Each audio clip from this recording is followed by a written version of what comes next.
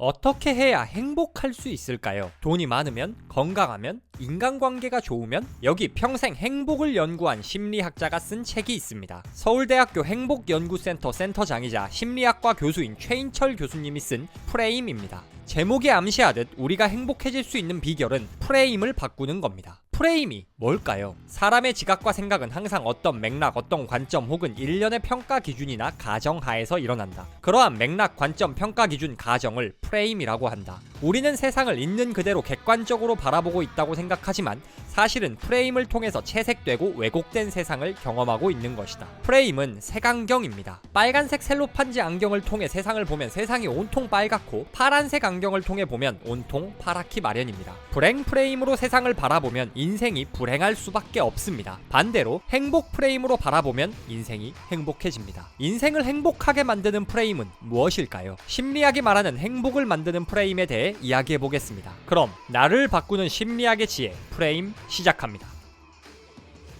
첫째, 의미 프레임을 가져라. 행복은 무엇이 아니라 어떻게의 문제다. 헤르만 헤세. 한 환경미화원이 열심히 일하고 있었습니다. 새벽부터 악취 먼지 뒤집어 쓰며 쓰레기통 비우고 거리를 청소하죠. 사회적으로 인정받는 직업도 아니고 월급이 많은 것도 아닙니다. 그런데도 이 미화원은 싱글벙글 밝은 모습으로 일하고 있었습니다. 이 모습을 본 젊은이가 물었습니다. 힘들지 않으세요? 어떻게 항상 그렇게 행복한 표정으로 일하실 수 있죠? 그러자 환경미화원이 이렇게 답했습니다. 나는 지금 지구의 한 모퉁이를 청소하고 있다네. 직업이 행복을 결정하는 게 아니라 의미가 행복을 결정합니다. 같은 환경 미화 일을 해도 누군가는 그 일을 거리 청소, 돈벌이로 바라보고 누군가는 지구를 깨끗하게 하는 일로 바라봅니다. 어떤 사람이 더 행복할까요? 당연히 지구를 깨끗하게 하는 사람입니다. 객관적 상황, 조건이 행복과 무관하다는 말이 아닙니다. 같은 조건이라면 보상보다 의미에 집중하는 프레임이 인생을 더 행복하게 만든다는 겁니다. 사람들은 흔히 what이나 how에 집중합니다. 내가 무슨 일을 하는지, 보상은 얼마나 되는지에 집중해 삶의 질을 평가합니다. 그러니 급여가 만족스럽지 않으면, 일이 힘들어지면, 새로운 일이 추가되면 불행해질 수밖에 없습니다. 외부 조건에 따라 행복이 좌지우지되는 삶이죠. 그러나 같은 상황에서 누군가는 Y에 집중합니다. 지구를 깨끗하게 하기 위해, 아이들을 웃게 하기 위해, 책 읽는 세상을 위해 같은 목적은 조건에 관계없이 만족과 보람을 줄 수 있는 상위 프레임입니다. 상위 프레임으로 세상을 바라보면 보다 만족스럽게 일하고 행복을 누릴 수 있습니다. 이게 일이 만족스럽지 않거나 근무 환경 열악해도 정신 승리하면서 버티라는 말이 아닙니다. 아이러니하게도 급여, 근무 여건에 집착하는 사람들보다 의미를 추구하는 사람들이 물질적으로도 더 성공합니다. 당연한 이치입니다. 돈도 얼마 안 주는데 받은 만큼만 해야지 라고 생각하는 사람과 나는 지금 더 나은 세상을 만드는데 기여하고 있다 라고 생각하는 사람 태도는 다를 수밖에 없습니다. 함께 일하는 사람들은 이런 태도를 바로 눈치챕니다. 여러분도 같이 일하는 누가 일 어떻게 하는지 다 느낌 오잖아요. 옆에 대충 하는 사람이 있으면 직장에서도 대충 문화가 퍼지고 열심히 하려 해도 뭔가 손해보는 느낌에 의욕이 안 생깁니다. 반대로 보람을 느끼며 행복하게 일하는 사람이 곁에 있으면 덩달아 나도 행복해지죠. 일도 잘하고 동료들까지 행복하게 만드는 사람은 대체할 수 없는 린치핀이 됩니다. 당연히 고용주 입장에서는 돈을 더 주더라도 대체할 수 없는 사람을 지키려 하죠. 사업을 해도 믿을만하고 긍정적인 에너지를 뿜는 사람에게 더 마음이 가기 마련입니다. 보상 중심 하위 프레임을 가지고 살면 행복도 성공도 놓치게 됩니다. 그러나 의미를 좇는 상위 프레임으로 세상을 바라보면 행복도 성공도 얻을 수 있습니다. 상위 프레임으로 세상을 바라보는데 도움이 될 만한 내용을 소개해 드리겠습니다. 바로 질문을 점검하는 겁니다. 자기 삶에 대한 평가가 시시하다면 내가 시시한 질문을 던지고 있기 때문인지도 모른다. 답이 안 나오는 인생을 살고 있다면 질문에 문제가 있을 가능성이 있다. 무언가 더 나은 답을 찾고 싶은 사람은 세상을 향해 던지고 있는 질문부터 점검해야 한다. 여러분이 던지는 질문이 곧 인생을 평가하는 프레임이 됩니다. 내 월급은 얼마인가? 라는 질문을 던지는 사람은 적성, 보람, 동료 관계 다 무시하고 돈만 생각합니다. 노력한 만큼 충분히 보상해주는 회사는 많지 않습니다. 그러니 돈 프레임으로 세상을 보면 늘 불만족스럽기 마련이죠. 그러나 나는 얼마나 많은 사람에게 도움을 줬는가? 라는 질문을 던지면 절로 봉사정신, 친절한 태도를 가지고 일하게 됩니다. 여러분은 스스로에게 어떤 질문을 던지고 있나요? 혹시 눈앞의 작은 이익만 바라보느라 지나치게 시시한 질문을 던지고 있지 않나요? 답이 시시한 건 질문이 시시하기 때문입니다.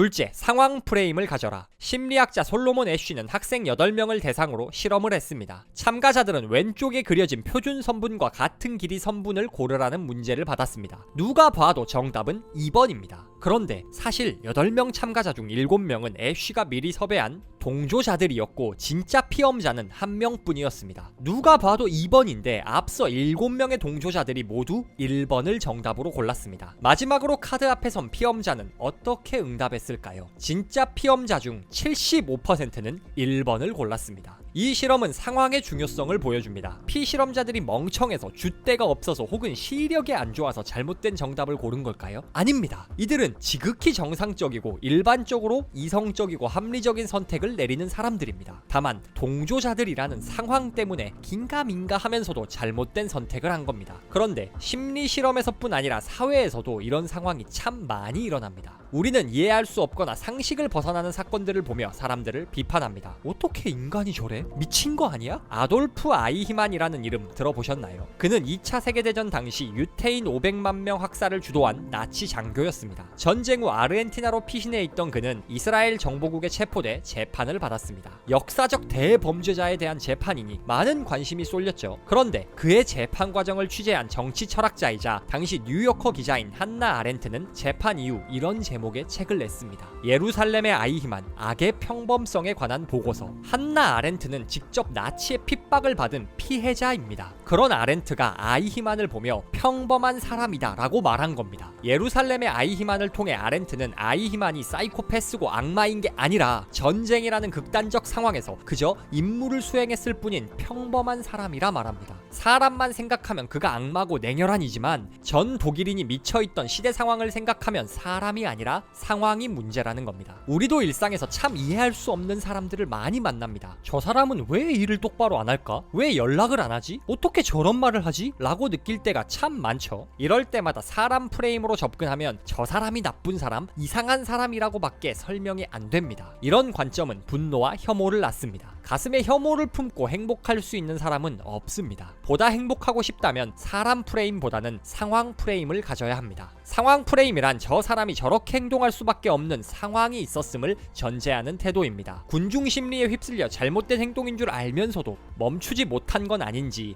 혹은 나와 다른 환경에서 자라 이 행동이 잘못됐다는 걸 전혀 인지하지 못한 건 아닌지 상대 입장을 고려해보는 태도입니다. 성인군자도 아니고 어떻게 매번 그렇게 생각해? 라고 생각하실지 모르겠습니다. 그런데 사실 우리는 이미 상황 프레임을 기가 막히게 쓸 줄 압니다. 나 자신에 대해선 말이죠. 우리가 지각을 하면 버스가 평소보다 늦게 와서 갑자기 배가 아파서 지하철 파업 때문에 등 온갖 상황을 늘어놓습니다. 변명이 아니라 진짜 상황이 그랬던 겁니다. 이런 상황에서 내가 게을러 터진 쓰레기라서 그래요 라고 자신을 비난하는 경우는 별로 없습니다. 그런데 이런 우리가 타인에 대해서는 귀신같이 사람 프레임을 사용합니다. 어쩜 사람이 저렇게 게을러? 저게 이유가 돼? 하며 손가락질하죠. 핵심은 문제가 있을 때 사람보다 상황을 바라보라는 겁니다. 악의 평범성이란 말이 암시하듯 대부분 경우 사람이 아니라 상황이 문제입니다. 물론 세상에 악인이 없는 건 아닙니다. 그러나 사람 프레임을 사용하며 매사에 타인에 대한 분노와 혐오를 키우는 게 우리에게 무슨 도움이 될까요? 우리가 스스로에게 상황 프레임을 적용하듯 타인에게도 같은 태도를 갖는 마음의 습관이 우리를 조금 더 행복하게 만드는 비결입니다. 진정한 지혜는 내가 나 자신의 행동을 설명하는 것과 동일한 방법으로 다른 사람의 행동을 설명하는 마음의 습관에서 나온다. 셋째, 자기 프레임을 버려라. 여러분 생각에 요즘 누구나 알만한 핫한 노래 있나요? 사건의 지평선, 안티프레즐, 하이보이, 아무 노래나 정하고 노래 박자에 맞춰 손가락으로 책상을 두드려 보세요. 그 책상 비트를 가족이나 친구에게 들려준다면 몇 퍼센트나 노래 제목을 맞출 수 있을까요? 스탠퍼드 대학교에서 실제로 이 실험을 했습니다. 비트 연주자들은 정답률을 50%라고 예상했습니다. 연주를 들은 청중은 몇 퍼센트나 정답을 맞췄을까요? 2.5%에 불과했습니다. 이 정도면 그냥 핫한 노래 중 하나 골라 찍은 수준입니다. 왜 이런 결과가 나왔을까요? 자기라는 프레임에 갇힌 우리는 우리의 의사 전달이 항상 정확하고 객관적이라고 믿는다. 그러나 우리가 전달한 말과 메모, 문자 메시지와 이메일은 우리 자신의 프레임 속에서만 자명할 뿐 다른 사람의 프레임에서 보자면 애매하기 일수다. 정도 차이는 있어도 사람들은 모두 자기중심적입니다. 내가 보는 세상을 모든 사람들이 똑같이 보고 있을 거라 추측하고 행동합니다. 이 자기 프레임이 문제의 근원입니다. 상사가 부하 직원 혼내며 저번에 가르쳐 줬는데 왜 이렇게 간단한 것도 못하냐 라고 라고 타박합니다. 그 일만 수십 년 한 상사에겐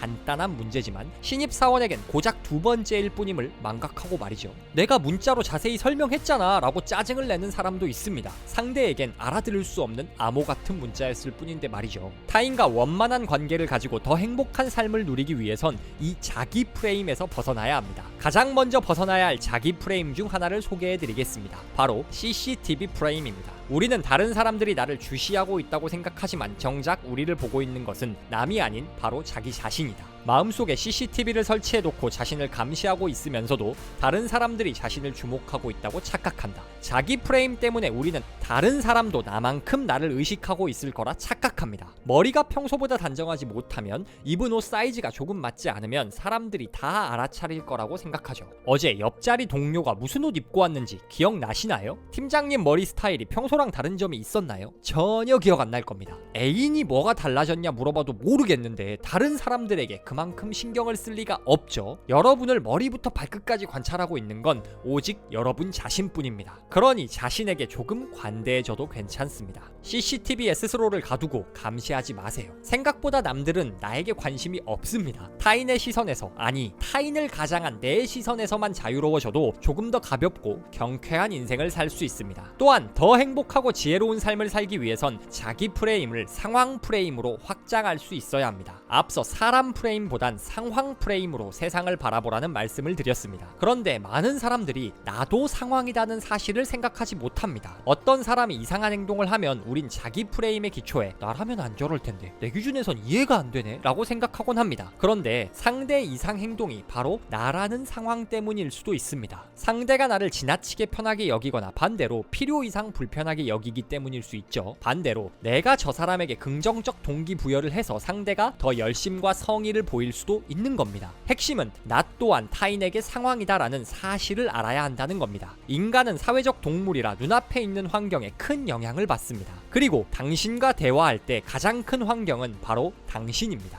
긍정적이든 부정적이든 내 존재가 상대에게 영향을 미치고 있음을 깨닫는다면 보다 지혜로운 언행을 하기 위해 노력하기 마련입니다. 자기 프레임을 벗어나세요. 인생은 솔로 연주가 아니라 합주입니다. 다른 사람들을 알아듣지도 못할 자기만의 연주를 그만두고 조화를 위한 연주를 하세요. 나라는 경계를 벗어나 타인과 상황을 살필 때 우리는 좀 더 지혜롭고 행복한 삶을 누릴 수 있습니다. 어떤 프레임으로 세상을 바라보는지가 행복을 결정합니다. 하우에 집중하는 하위 프레임보다는 Y에 집중하는 상위 프레임으로 세상을 바라보세요. 비상식적인 상황에서 사람 프레임으로 개개인을 비난하기보단 상황 프레임으로 좀 더 자애롭고 관대한 마음을 가지세요. 자기만의 세계에 갇힌 독불장군이 되지 말고 자기 프레임이라는 한계를 넘어서세요. 프레임은 안경입니다. 타고난 특성이 아니라 얼마든지 바꿔 끼울 수 있는 도구입니다. 현재 삶이 행복하지 않나요? 해결되지 않는 문제가 있나요? 문제 자체가 문제가 아니라 문제를 바라보는 시선이 문제입니다. 세상을 바라보는 관점에 문제가 있다는 사실을 인정하는 건 쉽지 않습니다. 수십 년 쌓아온 익숙한 습관을 바꾸는 일이니까요. 그러나 용기를 갖고 프레임을 바꾸면 세상의 보다 아름다운 측면들을 보실 수 있습니다. 최상의 프레임으로 자신의 삶을 재무장하겠다는 용기. 나는 이것이 지혜의 목적지라고 생각한다. 프레임을 바꾸는 진짜 용기를 통해 행복과 성공을 쟁취해 나갈 우리 구독자님들을 진심으로 응원합니다.